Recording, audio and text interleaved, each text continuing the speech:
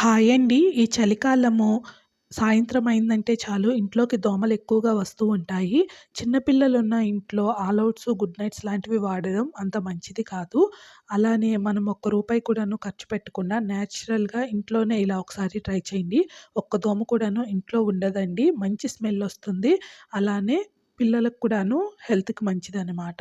ఒక ఉల్లిపాయని తీసేసుకొని కింద పైన కట్ చేసేసుకొని పైన ఉన్న పొట్టు మొత్తం తీసేసుకుందామండి. ఇప్పుడు ఉల్లిపాయ లోపల ఇలా రౌండ్‌గా ఒక గుంటలాగా చేసేసుకుందాము. కాస్త లోపలికి ఇప్పుడు ముద్ద కర్పూరం కానీ, నార్మల్ హారతి కర్పూరం కానీ చేతితో మెత్తగా నలిపేసేసి ఒక పువ్వొత్తిని చేసుకొని ఇలా పెట్టేసుకుందామండి.